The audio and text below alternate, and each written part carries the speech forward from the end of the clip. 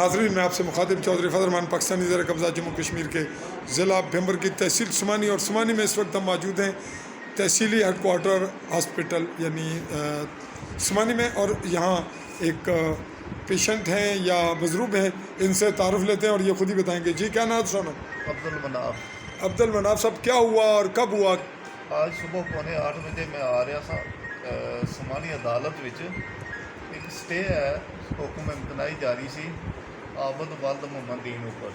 ठीक है। वो मकान बना रहा मेरे मुंह ने सामने, उसने मेरे मकान ने मुंह ने सामने का।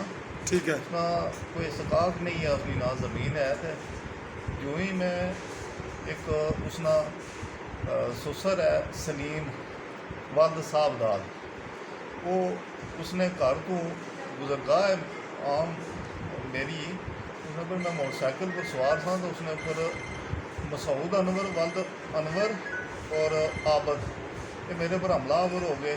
मसूद अनवर डंडा लै गया, बाहर निकले, आबद पिछू फौरन पिस्तौल लै गए, फायर करना हमलावर हो गए। उन्हें शदीद जख्मी किया, उसने सलीम भी आ गया और आ गया गा अपना उन्होंने औरतां भी सारिया हमलावर हो गई। मैं बड़ी मजबूर हो बेबस हो गया, अगों मजामत नहीं की। और एक फायर है जोड़ा ये लग रहा कि भी थकन के उपर लगे आ।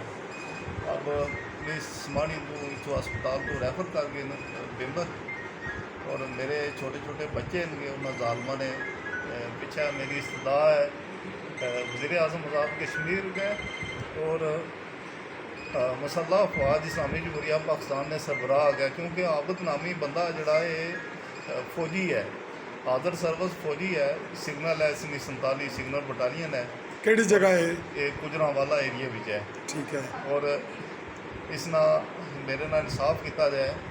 मैं अकेला उत्थे रिहायश पजीर हाँ, और मैं अपने वालद ने विरासत ने इसे ऊपर रिहायश पजीर हाँ। मैं उसना कोई किसी किस्म का इस तरह ने तसादम नहीं है, ना मैं अदावत रखना, मैं कानूनी पासदारी करने वाला बना।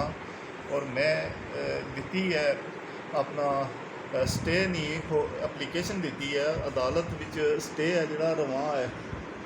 और अच्छा, उन्होंने रास्ता अच्छा। नास नहीं गुजरता, उसने भी तो वो ना आबद नहीं ज़मीन है, ना सलीम नहीं ज़मीन है, ना मसूद अनवर नहीं ज़मीन है, ना इरफान सलीम नहीं ज़मीन है। अच्छा, इस विच तुसां कार्रवाई जड़ी अज ने वकूए नहीं है, पुलिस रिपोर्ट हो गई, सब कुछ हो गया? पुलिस बर वक्त पहुंची है, उन्हें मी दख दिता सीगा अंदर, और उसने भी जो मारिया पीटिया ने, और पुलिस जाकर भी उतों बागजार किया। मैं पुलिस ने बड़ा शुक्रगुजार हाँ, उन्होंने वक्त ने बर वक्त जी कार्रवाई की है और तुसें तहफ़्फ़ुज़ भी मिले। अच्छा, ये दसो कि बिल्कुल तुसां ने दरमियान जड़ी बर वक्त उन्हें कार्रवाई की, अगर बर वक्त पुलिस ना पहुंचनी तो मैं जान को मार देना सी। अच्छा, इस तो पहले जड़े वाक़यात हैं वो भी ज़ेरे कार हैं? जी बिल्कुल, इस तो पहले भी मेरी ज़ेरे कार हैं ना? गंदम जी जला दी है पिछले साल। अच्छा, चलो उसकी इतना टच कर, वो ज़ेरे कार रिकॉर्ड ही चार चीज़ तुसां मी कल रस्ते ना दसिया सी तो मैं मौके पर गया।